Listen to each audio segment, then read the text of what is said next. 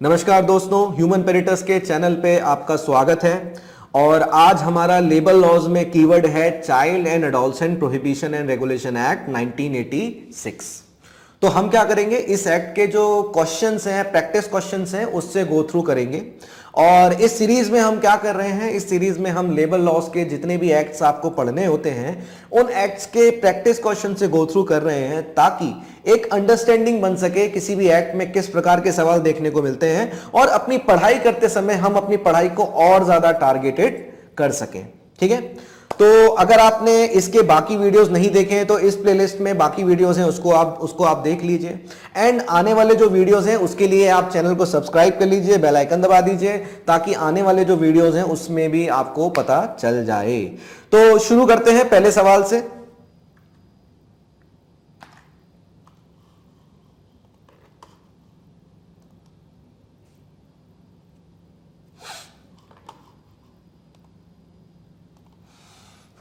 तो आपकी स्क्रीन पे पहला सवाल है। हम क्या करेंगे, हर एक सवाल में हर एक सवाल जो स्लाइड पे शो होगा उसके लिए 10 सेकंड का टाइम लेंगे। आप भी तसल्ली से अपना सोचिए और उसका जवाब अपना तैयार रखिए, एंड देन 10 सेकंड के बाद हम उसका आंसर डिस्कस करेंगे। So let us start with this question.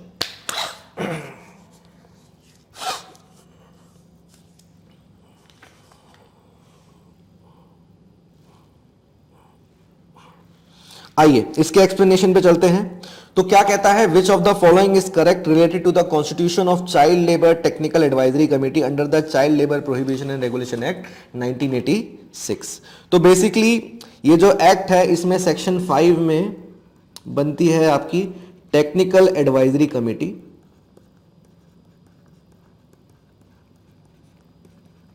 ठीक है, सेक्शन 5 में ये बनती है and it is constituted by central government. ठीक है, तो ऑप्शंस देखिए, ऑप्शन में सीधे सीधे सेंट्रल गवर्नमेंट दिया हुआ है, बी सी डी में थोड़ा सा घुमाने की कोशिश करी गई है, तो वो सारे ही गलत हो जाएंगे और ए इसका करेक्ट आंसर है।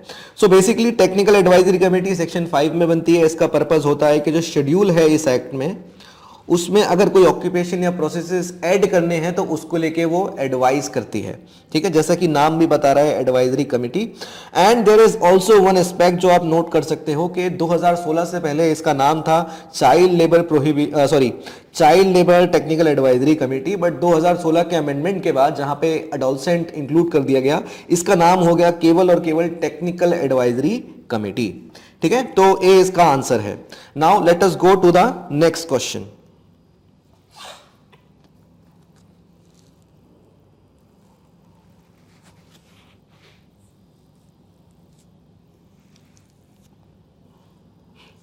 आइए इसका आंसर डिस्कस करते हैं। तो what is the maximum number of members to be appointed by the central government in addition to the chairman in constituting of child labour technical advisory committee under child labour act. तो basically इस committee का composition पूछा है, जो कि अभी हमने देखा सेक्शन 5 में कॉन्स्टिट्यूट होती है। और इसके कंपोजिशन में एक चेयरमैन होता है प्लस मेंबर्स, और जो मेंबर्स की स्ट्रेंथ है दैट इज नॉट एक्सीडिंग 10। यानी कि 10 हो सकते हैं, 10 से नीचे भी हो सकता है, 9, 8, 7 हो सकता है, बिकॉज यहां पे वो लिखता है नॉट एक्सीडिंग। ठीक है, तो इसीलिए इसका करेक्ट आंसर हो जाएगा ऑप्शन ए। ठीक है, ऑप्शन ए। एक और सिग्निफिकेंट फैक्ट यहां पे नोटेबल पॉइंट आप नोट करिए कि ये 2015 में ये सवाल एक यूजीसी के एग्जाम में आया था, तो उस टाइम पे 2016 का अमेंडमेंट नहीं आया था। इसीलिए आप इस एक्ट के नाम में देखेंगे तो नाम लिखा हुआ है child labour prohibition and regulation act 1986, पर 2016 के अमेंडमेंट के बाद इसका नाम बदल के चाइल्ड एंड एडोलसेंट कर दिया गया था, इसीलिए ये नाम जो है आपको चाइल्ड लेबर दिख रहा है। ठीक है, तो ए इसका करेक्ट आंसर है। हम आगे बढ़ते हैं, अपने नेक्स्ट क्वेश्चन पे आते हैं।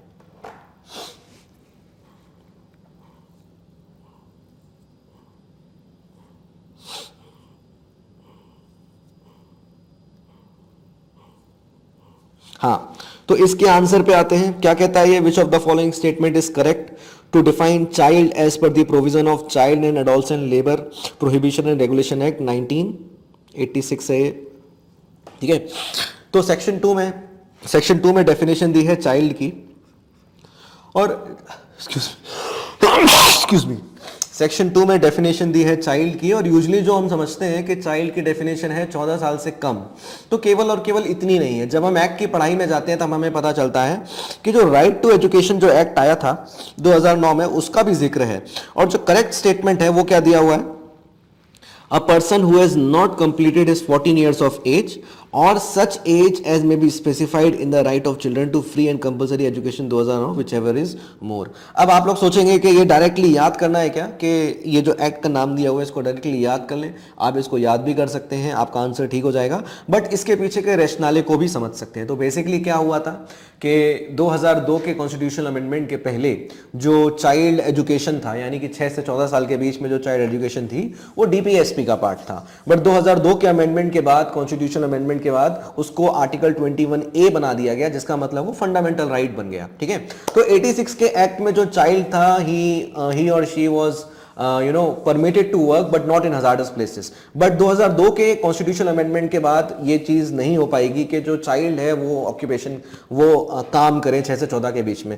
देयरफॉर उस चीजों को ठीक करने के लिए उसी अमेंडमेंट में ये भी था कि पार्लियामेंट लॉ लेके आएगा, और 2009 में वो लॉ लेके आया गया जिसमें लिखा गया कि चाइल्ड जो है 6 से 14 साल के बीच में जो है वो मैंडेटरी काम करेगा। तो उसी के कहना चाहिए सक्सेशन में जो चाइल्ड लेबर एक्ट था उसको भी अमेंड करना जरूरी था, और चाइल्ड को कंप्लीटली प्रोहिबिट कर दिया गया from any kind of occupation, barring two exceptions जो सेक्शन 3 में हमें देखने को मिलते हैं रिलेटेड टू ऑडियो विजुअल या फिर एंटरटेनमेंट इंडस्ट्री। ठीक है, तो सी इसका करेक्ट आंसर है। द थिंग इज कि अगर आप रीजन या रैशनले पे जाएंगे तो चीजों को समझना या फिर याद करना और ज्यादा सरल हो जाएगा। ठीक है, आगे बढ़ते हैं। नेक्स्ट क्वेश्चन,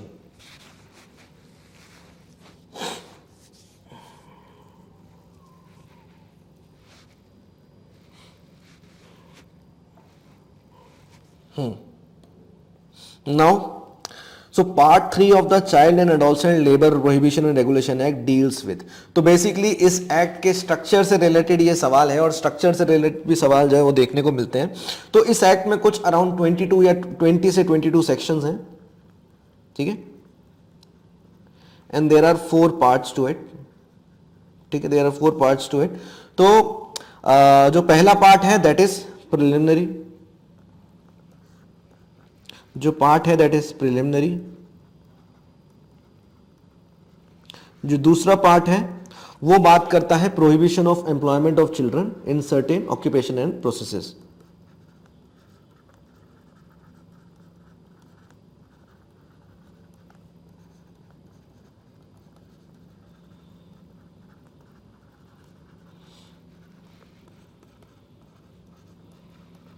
और जो आपका पार्ट 3 है that talks about regulation of condition of work for adolescent, और जो पार्ट 4 होता है वो होता है आपका मिसलेनियस। ठीक है, आगे बढ़ते हैं। सी इसका करेक्ट आंसर हो जाएगा। नेक्स्ट क्वेश्चन,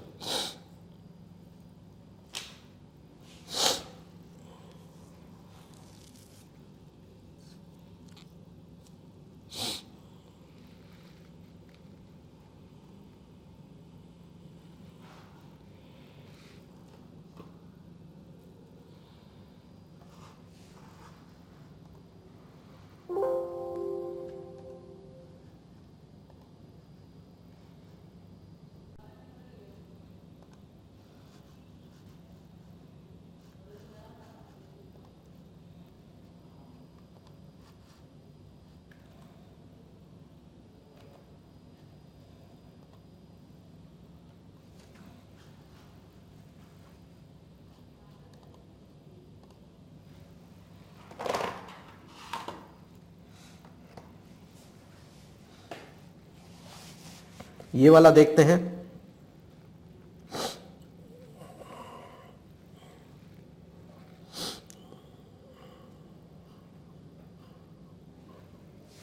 आइए इसका सॉल्यूशन डिस्कस करते हैं। तो बेसिकली ये जो सवाल है वो सीधा सीधा सेक्शन 15 से उठाया हुआ है, जिसका टाइटल है modified application of certain laws pertaining to penalties. ठीक है। तो क्या कहता है, any person found guilty and convicted of contravention of any of the provision of this act shall not be trying under which of the following act, यानी कि dual punishment नहीं मिलेगी। अब क्या है, देयर आर डिफरेंट एक्ट्स जो कि यहां पे दिए हुए हैं जिनके अंदर चाइल्ड का जो लेबर जो एम्प्लॉयमेंट था वो प्रोहिबिटेड था, जैसे सेक्शन 67 फैक्ट्रीज एक्ट में चाइल्ड लेबर इज प्रोहिबिटेड, तो अब वहां पे भी पनिशमेंट ड्यू थी, पनिशमेंट जो है प्रिस्क्राइब थी। अब चाइल्ड लेबर एक्ट जब आया उसमें तो चाइल्ड लेबर को कंप्लीटली बैन कर दिया, तो वहां पे भी पनिशमेंट है। तो उस डुप्लिसिटी से बचाने के लिए यहां पे ये प्रोविजन डाला गया जिसमें ये बताया गया कि 4 ऐसे एक्ट हैं जिसमें अगर चाइल्ड लेबर, वो उन 4 एक्ट्स में चाइल्ड जो है कन्विक्ट नहीं माना जाएगा, वो कन्विक्ट माना जाएगा in the child and adolescent labour prohibition regulation act 1986 में। जैसे 67 सेक्शन में फैक्ट्रीज एक्ट में ये दिया हुआ है, माइंस एक्ट के 40 सेक्शन में दिया हुआ है, प्लांटेशन लेबर एक्ट 1951 के आपके क्या कहते हैं, इसमें तो ये तो है ही नहीं इंक्लूडेड। मर्चेंट शिपिंग एक्ट में जो है वो है 109 सेक्शन, और मोटर ट्रांसपोर्ट वर्कर्स एक्ट जो है वो है 21 सेक्शन। तो इसको तो मैंने हटा दिया, A B C D and E को रख दिया, तो करेक्ट आंसर हो जाएगा आपका A B D and E, which is option D. ठीक है, नेक्स्ट क्वेश्चन पे आते हैं।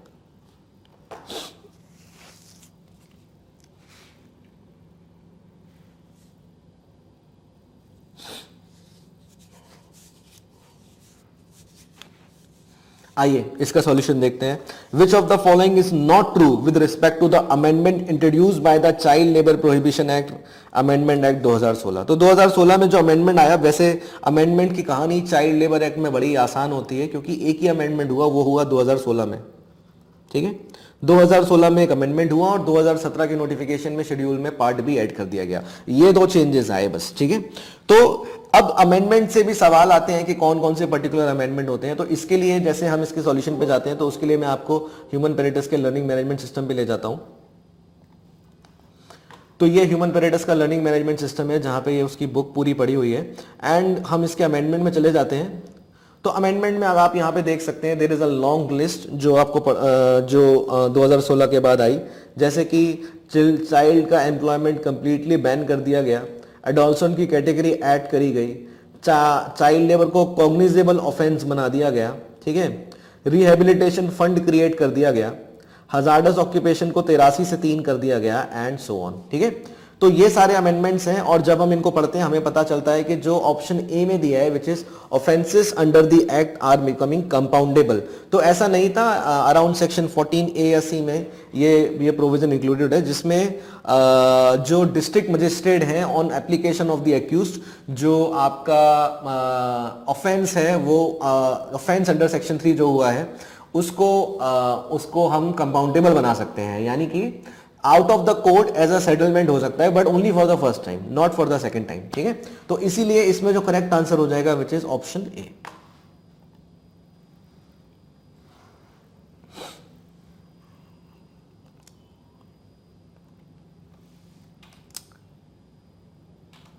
अगले क्वेश्चन पे आते हैं।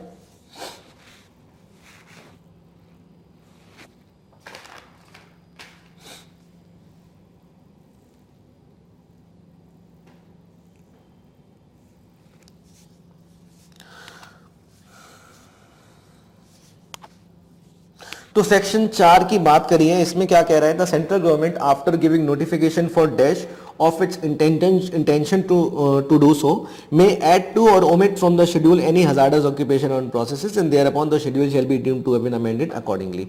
तो अब इसका मतलब क्या होता है कि कोई भी शेड्यूल किसी भी एक्ट में होता है, जब उसमें चेंजेस आते हैं, right, along with the time there is a necessity कि आप उस लिस्ट को बड़ा करो या छोटा करो, चेंजेस करो।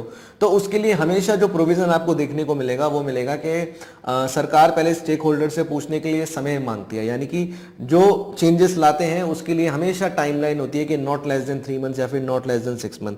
तो इसका करेक्ट आंसर है option C, which is not less than 3 months. तो नॉट लेस देन 3 मंथ्स का नोटिस देना पड़ेगा पहले, ताकि स्टेक होल्डर्स उसको अच्छे से रिव्यू कर सकें जो सरकार चेंज लेके आना चाह रही है, एंड देन उसके बाद ही वो एक्ट जो है अमेंड माना जाएगा, यानी कि शेड्यूल जो है वो अमेंड माना जाएगा। तो सी इसका करेक्ट आंसर हो जाएगा। आगे बढ़ते हैं। Which of the following is the fund set up by appropriate government in every district और for to under child and adolescent labour prohibition regulation act. तो ये अपना समय लीजिए और एक बार इसको करिए।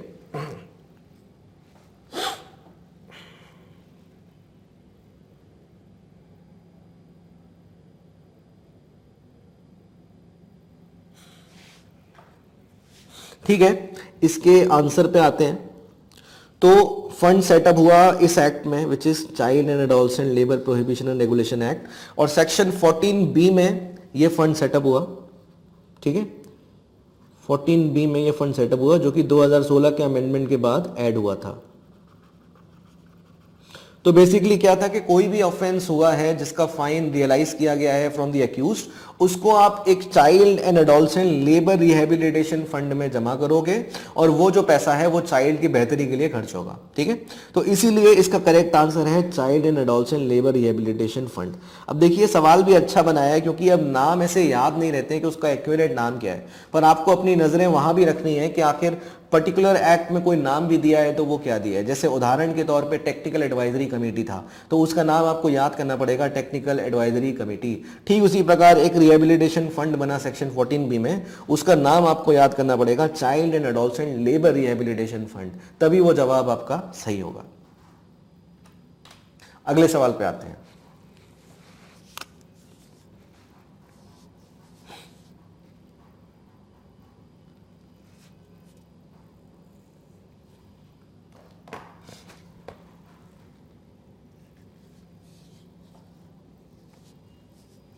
Inspector that is provided under the Child and Adolescent Prohibition and Regulation Act 1986 are appointed by। तो इंस्पेक्टर से रिलेटेड यूजली पहली बात तो इंस्पेक्टर का काम क्या होता है, इंस्पेक्टर का काम है फॉर सिक्योरिंग कंप्लाइंसेस। ठीक है, इस एक्ट के साथ कंप्लाइंसेस उसको चेक करना।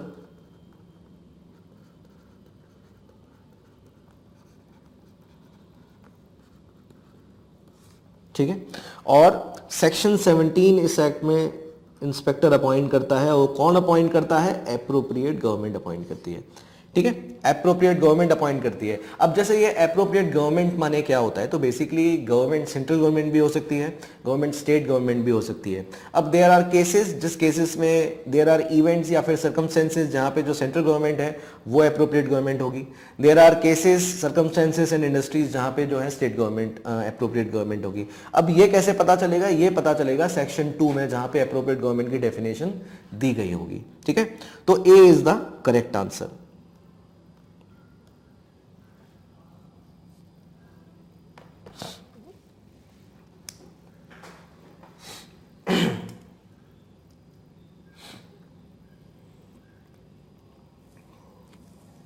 ठीक है, इसके सॉल्यूशन पे आते हैं। Part 3 of the child and adolescent labour prohibition regulation act deals with. Part 3 इस एक्ट का किससे डील करता है, that is regulation of condition of work of adolescents. हमने ये थोड़ी देर पहले देखा था, एंड ये फिर से ये सवाल आ गया, तो ए सी इज द करेक्ट आंसर। आगे बढ़ते हैं।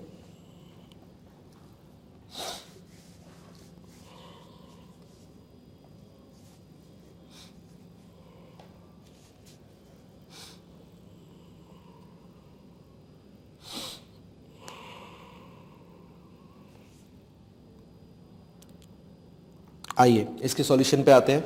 सेक्शन 9 में क्या होता है कि हर एक वो ऑक्यूपायर जिसने एडोलसेंट को हायर किया हुआ है, उसको लोकल इंस्पेक्टर को, जो लोकल लिमिट्स में काम कर रहा होता है, वहां पे नोटिस देना पड़ता है कि हमने भाई एक एडोलसेंट को हायर किया है, and that notice has to be sent within the time period of 30 days. ठीक है, तो इसीलिए ए इसका आंसर हो जाएगा। और केवल नोटिस ही नहीं देना पड़ता, उसमें डिटेल्स भी देनी पड़ती हैं, जैसे कि आपका एस्टेब्लिशमेंट कहां पर है, इमीडिएट मैनेजर कौन है, ठीक है, नेचर ऑफ वर्क क्या होगा उस एडोलसेंट का, ये सारी चीजें। ठीक है, तो 30 डेज इज द आंसर। अगले क्वेश्चन पे आते हैं।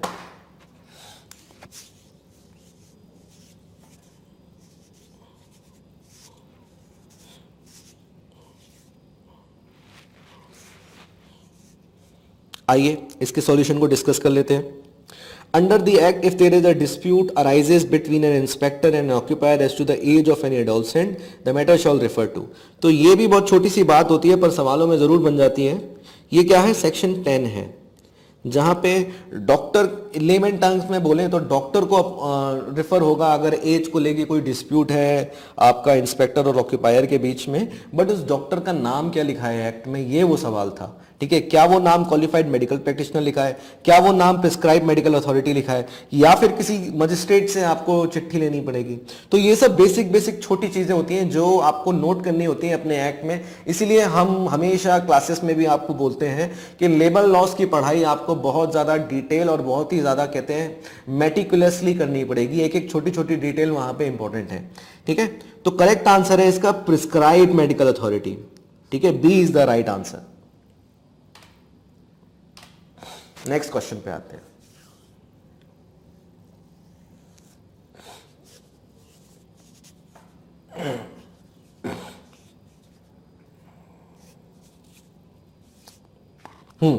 तो क्या कहता है ये सवाल आपको पूछ रहा है कि how many parts are there in the schedule of the child labour prohibition and regulation act. कुछ देर पहले हमने अभी ये देखा ही था। तो बेसिकली 4 इसके पार्ट्स होते हैं। ठीक है, देयर आर 4 पार्ट्स जो होते हैं। यहां पे मैं चाइल्ड एंड एडोलसेंट डाल देता हूं। ठीक है, child and adolescent labour prohibition and regulation act 1986 के 4 पार्ट्स होते हैं। एंड वो 4 पार्ट अभी कुछ देर पहले हमने डिस्कस करे। Therefore correct answer is option D. ठीक है, आगे बढ़ते हैं।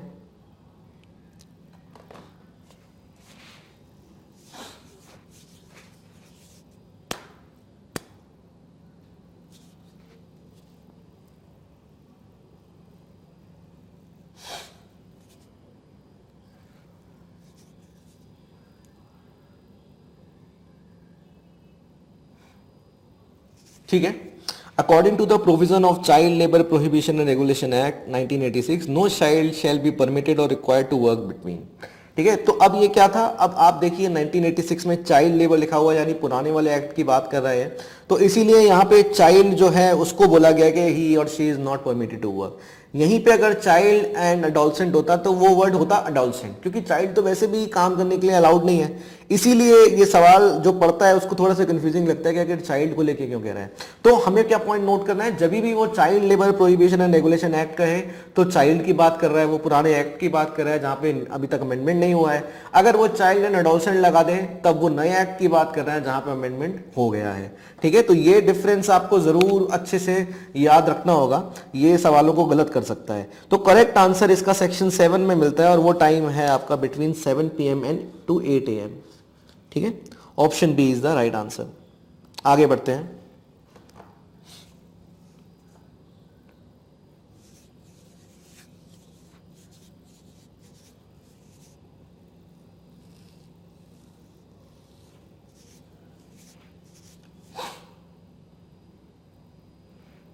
क्या कहता है ये, under the act the appropriate government is required to constitute a fund to which the amount of the fine realize from the employer shall be credited. What is the additional amount that must be credited by the AG to the fund for each child और adolescent. तो ये क्या था, ये child and adolescent labour rehabilitation fund जो section 14B में बनता है उसकी बात करता है। उसमें जो पैसा आता है, एक तो जो एक्यूज से फाइन था वो जो रियलाइज किया गया था वहां से आता है। इसके अलावा for every child there is an additional amount of 15,000 rupees that will be credited by appropriate government। ठीक है, तो इसीलिए इसका करेक्ट आंसर हो जाएगा ऑप्शन बी।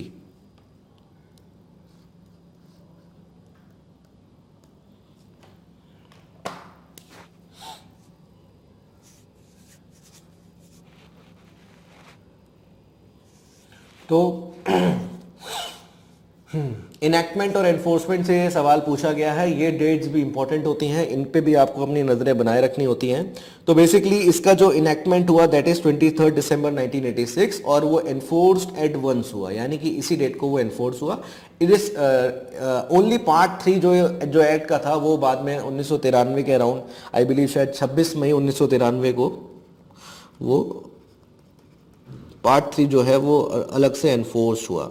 ठीक है, इनएक्टमेंट माने क्या होता है कि पार्लियामेंट से वो पास हो गया, यानी कि प्रेसिडेंट ने अपना एसेंट दे दिया। एनफोर्समेंट मतलब क्या होता है, उसकी एप्लीकेबिलिटी, यानी कि उस डेट के बाद से अगर आपने कोई भी चीज करी that is in contravention of this act तो आप पेनलाइज होगे। ठीक है, ये फर्क होता है इनएक्टमेंट एंड एनफोर्समेंट के बीच में।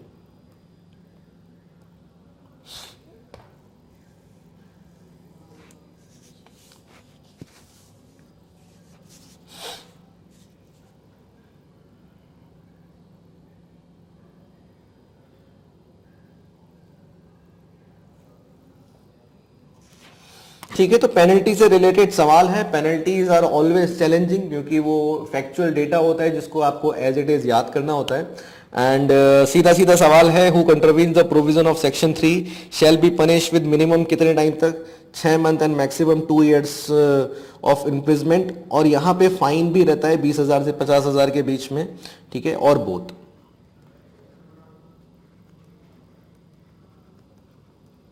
ठीक है, तो आई बिलीव कि आपको काफी कुछ क्लियर हुआ होगा कि आखिर किस प्रकार की छोटी छोटी डिटेल्स सवालों में बन के आ जाती है, ताकि आप अपनी पढ़ाई में उन सारी चीजों को इंक्लूड कर सकें। And now let me take time of yours also कि मैं आपको ना ह्यूमन पेरिटस का लर्निंग मैनेजमेंट सिस्टम दिखा सकूं। सो बेसिकली ह्यूमन पेरिटस के साथ आप कैसे तैयारी करते हैं, हम आपको प्लेटफॉर्म देते हैं, that is learning management system. और यहाँ पे अगर आप लेबर लॉज में जाएंगे तो आपको सारे ही एक्ट जो पढ़ने हैं इस तरीके से देखने को मिलेंगे। एंड देन आपको, जैसे हम चाइल्ड लेबर में जाते हैं, अब उसमें आप कैसे पढ़ाई करते हो वो एक बार देख लेते हैं। तो जब मैं इसके अंदर जाता हूं तो आपके पास 3 चीजें होती हैं। आप क्लास पहले देखते हैं, क्लास का पूरा एक्ट होता है जिसमें क्लास की पूरी पढ़ाई होती है। देन दूसरी चीज आप बुक से पढ़ाई करते हैं। बुक में आपके जितने भी सेक्शंस होते हैं, जो जो इंपॉर्टेंट बातें हैं, जो जो अमेंडमेंट्स हैं, वो सारी चीजें आप यहां से पढ़ते हो। एंड देन फाइनली जाके आप क्विज लगाते हो जिसमें इसी से रिलेटेड सवाल होते हैं। And you are done with child and adolescent labour prohibition and regulation act 1986। तो इसी तरीके से सारे एक्ट की पढ़ाई आप हमारे साथ करोगे। बाकी आप इस प्लेटफॉर्म का एक्सेस चाहते हो तो हमारी टीम को अभी कांटेक्ट करिए एंड हमारे साथ आप 1 दिन का फ्री ट्रायल ले सकते हैं। And you can see from yourself कि आखिर कैसे ये आपका एग्जाम क्लियर कराएगा। All the best.